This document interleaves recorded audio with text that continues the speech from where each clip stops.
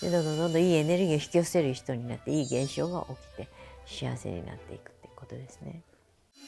瞑想の聖地インドで修行者1億人の頂点に立つ史上初の女性、ヨガの母ヨグマタ相川恵子が送る人生の羅針盤。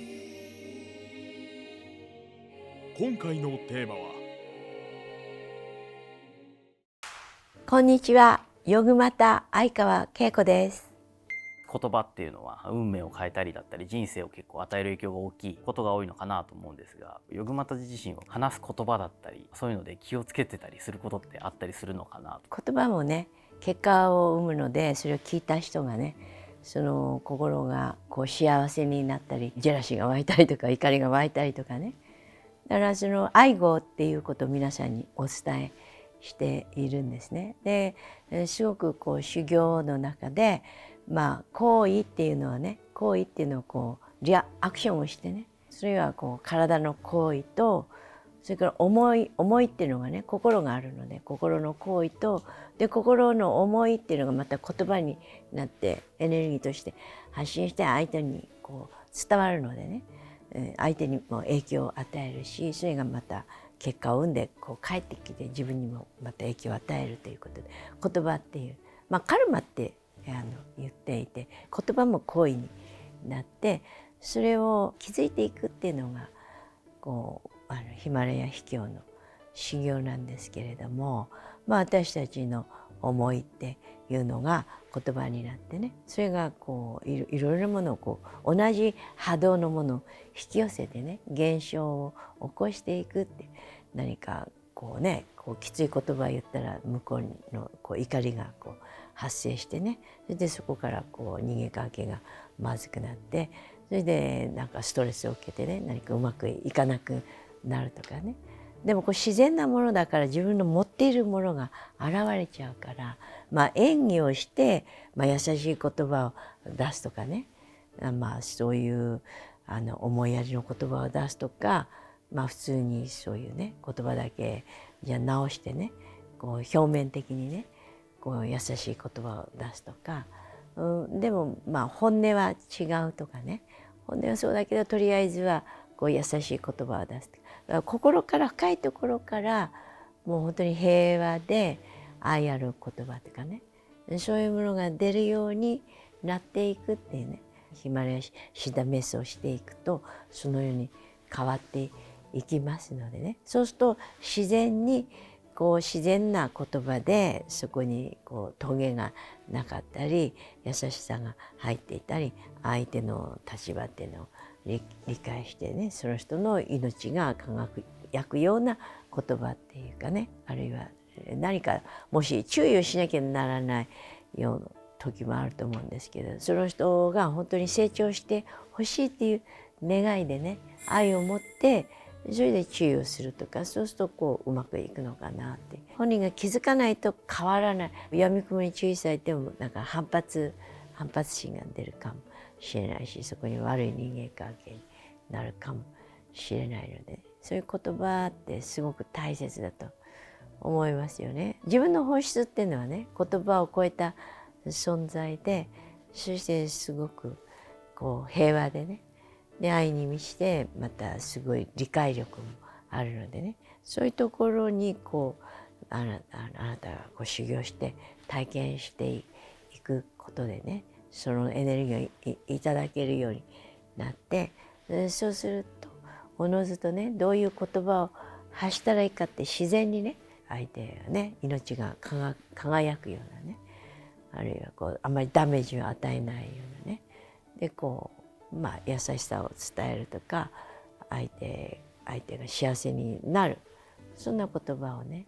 直感で選ばれてこう話すことができるんじゃないか。そうやっていくと世の中が平和になっていくし、自分自身もそういう言葉を使うことでさらに磨かれてね、この体と心をねこう磨いてね、そしてカルマを浄化して、そうするとねすごくこう純粋になっていくんですね。私たちこう5つの元素でできているんですね。だからそれは土のエネルギーと水のエネルギーと火のエネルギーと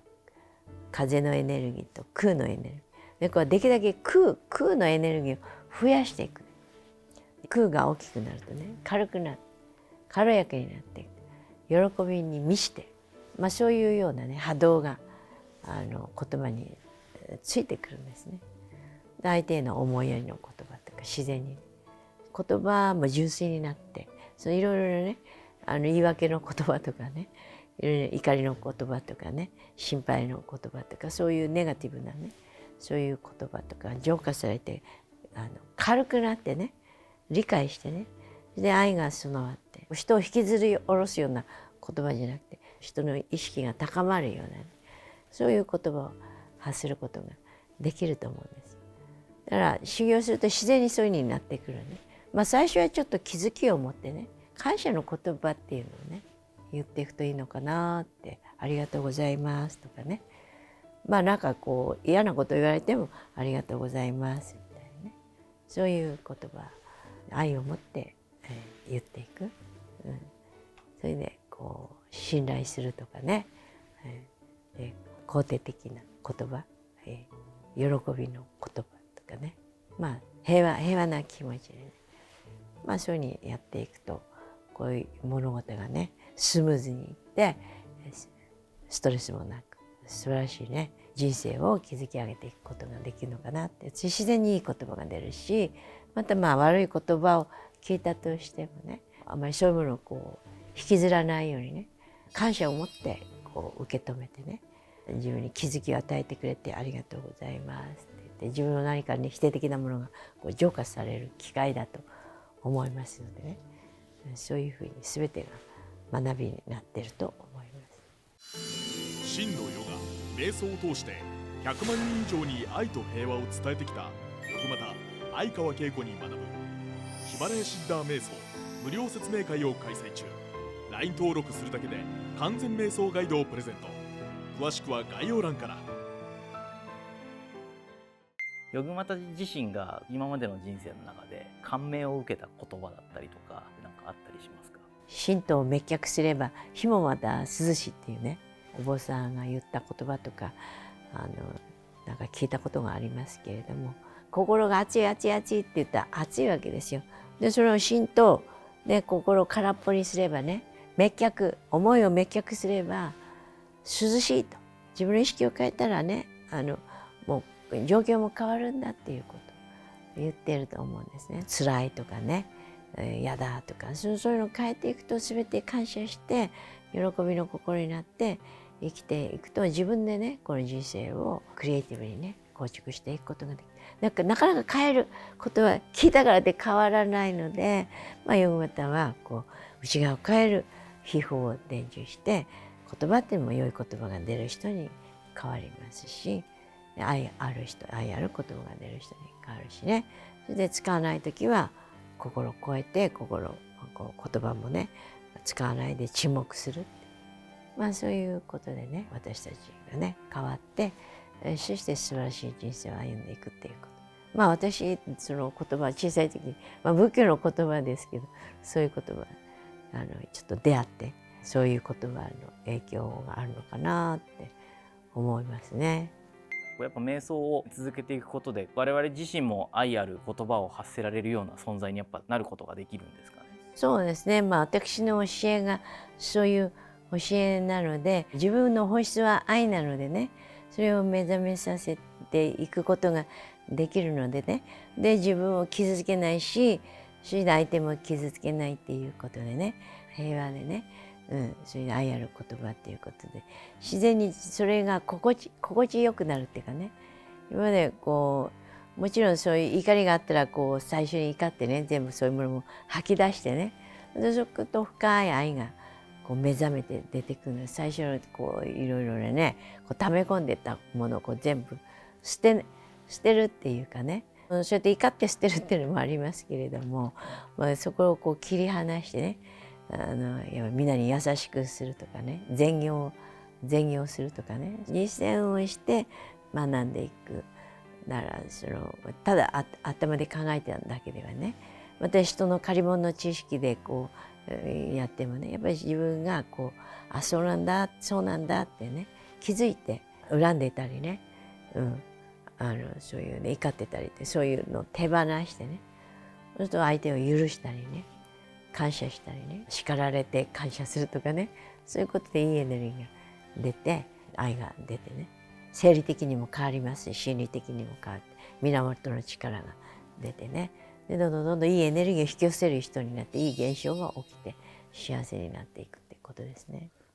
世の中のみんなが怒りに対しても感謝を抱けるような世界になったらすごい良くなるなっていう。そうですね。だから瞑想を習慣にしていくとね、こう切り離す、マインドから切り離すってね、そこにつながらないよ